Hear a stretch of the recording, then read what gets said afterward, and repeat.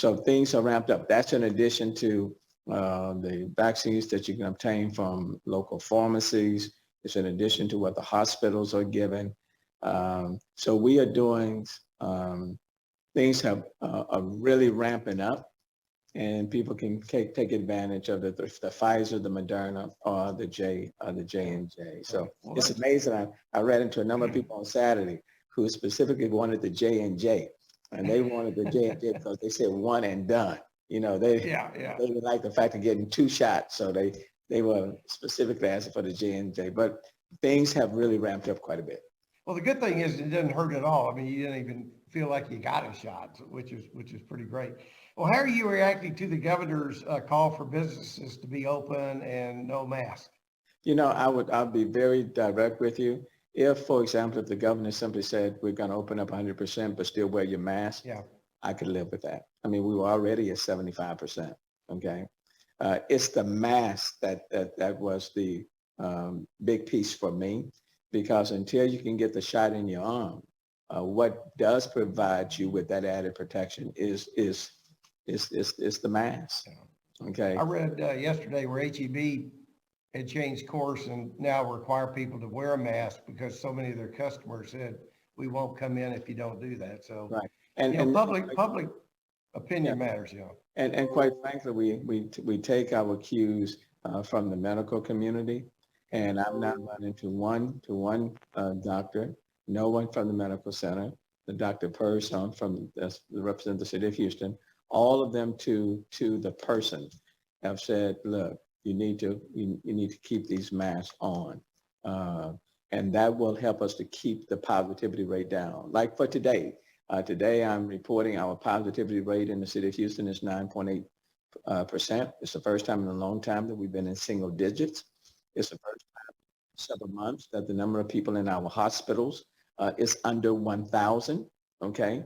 So those are numbers showing progress from being 2,400 in the hospitals down to under 1,000, to a positivity rate of being above 20, now being 9.8. Now we'll have to wait and see where we are 2 to 3 weeks from now to see whether or not we're continuing to go down or whether or not we're starting to go back up. Let me ask you about some breaking news, and that's Chief Acevedo moving to Miami, which we're going to miss his steady hand and his calm demeanor and his personality. And to me, he's just been a fantastic chief that you brought in. How's that going to impact Houston, do you think? In fact, one of the reasons why I was kind of late getting on the call, I just had a press conference speaking about that.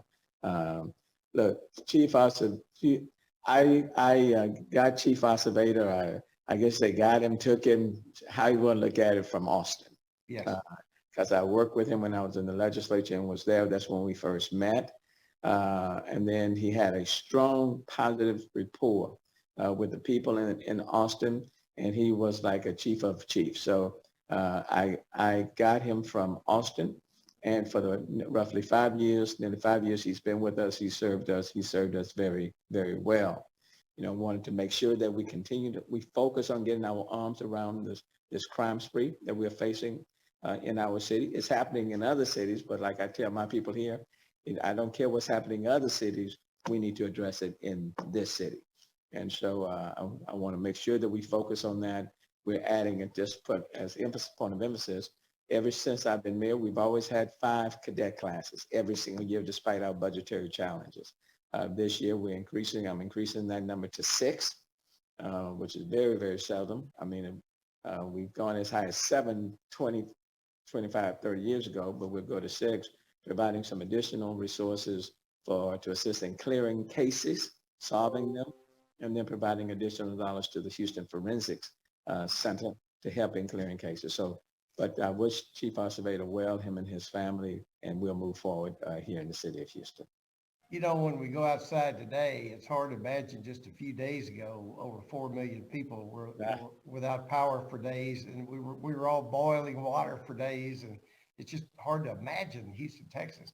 What role can you and the city play in the future of this not happening again? I know you've got strong, great relationships at the state capitol. It's, You're in a great position to do something. I know you are. I've talked to a number of legislators, about what took place last month.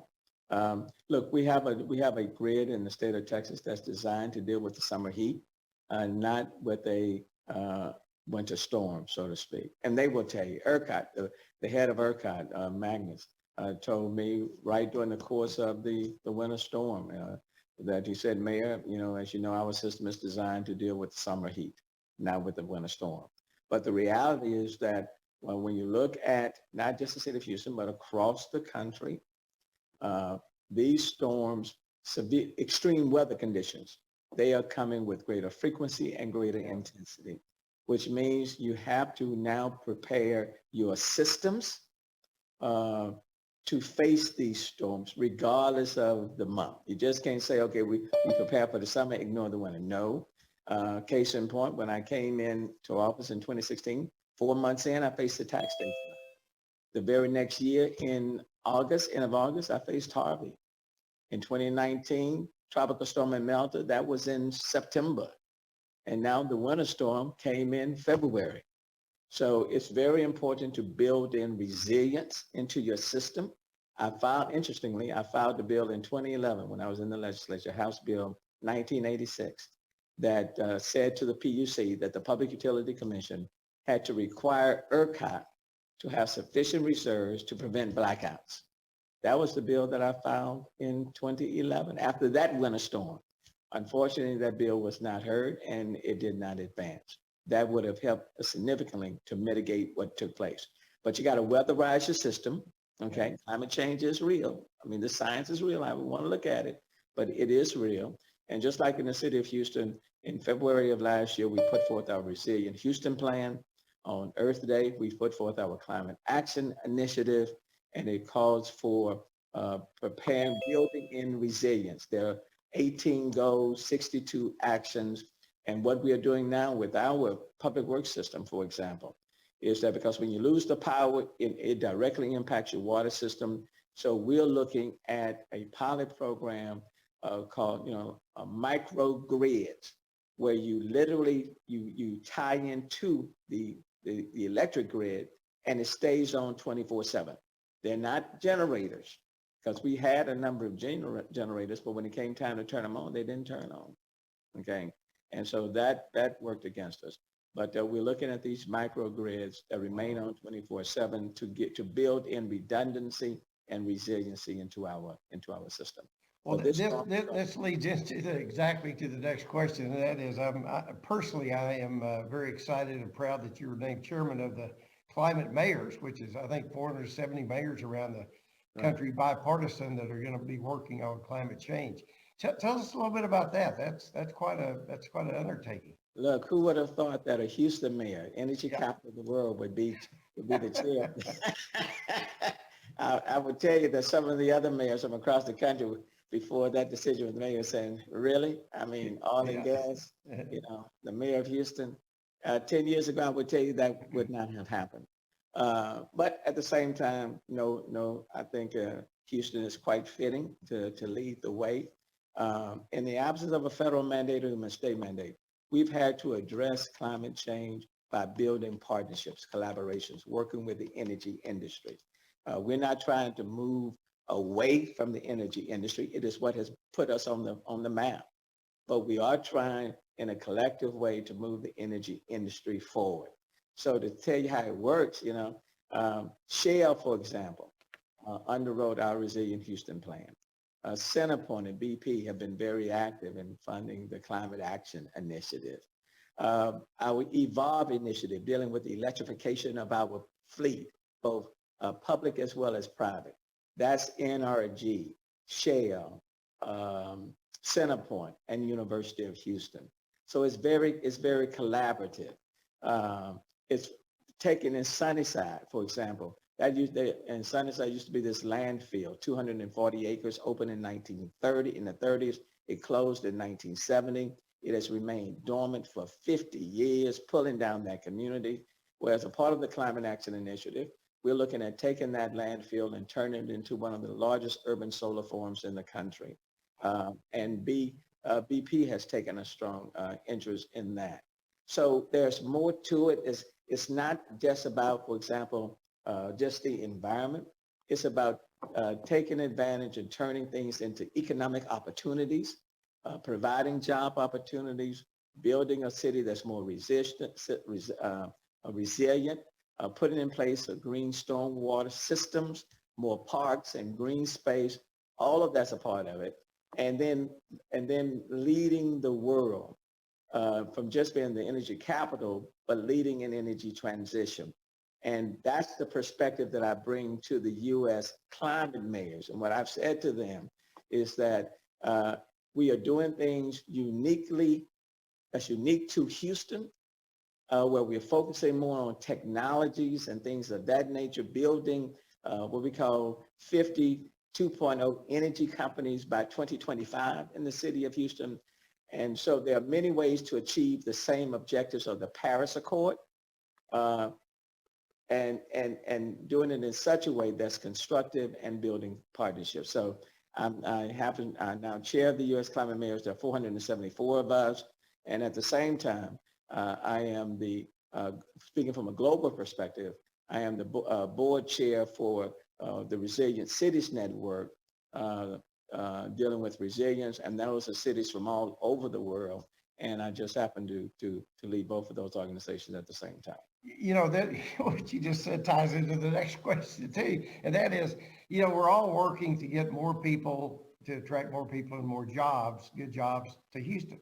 And I recently heard Bob Harvey talk about how oil and gas has always been kind of our deal, but it still will be, but working now to recruit more innovative, high-tech companies to Houston. I mean, we all get tired of every day the media talks about, well, this company moved to Austin. Well, this company moved to Austin. This company moved to Austin. I think pretty soon it's going to be this company moved to Houston.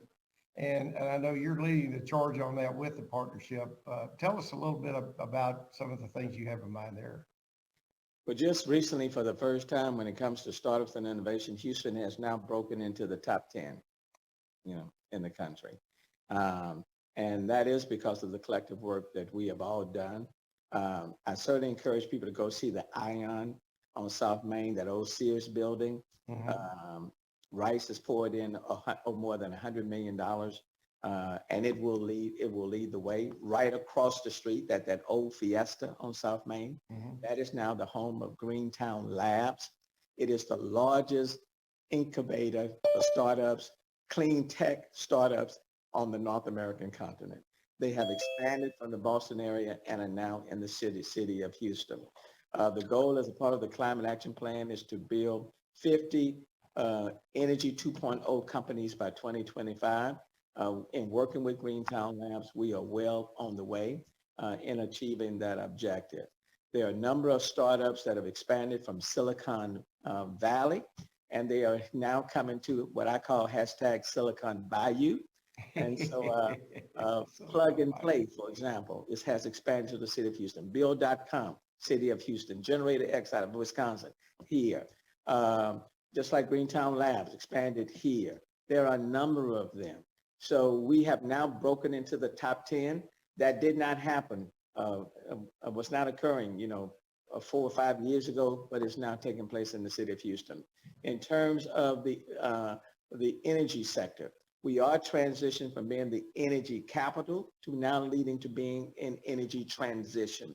So when it comes to these so-called renewables, those are job opportunities like we're doing in Sunnyside. That will create a number of jobs. In the healthcare sector, I do want to acknowledge the Texas Medical Center. With them bringing online TMC3, again, focused on innovation and technology, that will create thousands of jobs over there in the Texas Medical Center. And then on the manufacturing and logistics side, we're moving forward. The Ellerton Field, for example, the emphasis on space and space exploration, space technology, that will become a major hub for us on the south side. The Port of Houston, for example, continues to be the #1 port in the country. and additional opportunities will come from that end. So we are diversifying the economic landscape in the city of Houston, setting, I think, a very strong foundation for job creation and expansion. And you have like Hewlett Packard, for example, Right. that's coming and moving in this Right. area. Right. And I will tell you in the next month or so, there'll be some other announcements that will Good. be coming as well. So Good. very excited about about where we are and how we are positioned, and all the partners that are working collaboratively to sell Houston and make it happen. I think it's going to be exciting to watch the energy companies that are all headquartered here transition from oil and gas to other forms of, because it's energy, it's not oil and gas. That's a piece of it. And so I think you're in the right spot, and we're all in the right spot. I know you have limited time. Is there anything else you would like to share with us, or do you have any time for any questions?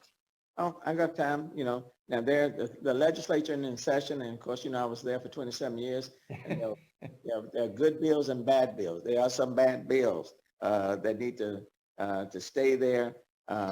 But I will say to you, any help you all can give, we have too many concrete batch plants that are just opening in neighborhoods. It's just not good for homeowners, for people who live in these areas. So we want to clamp down on these concrete batch plants. That's House Bill 1627 that State Representative Sophronia Thompson is carrying.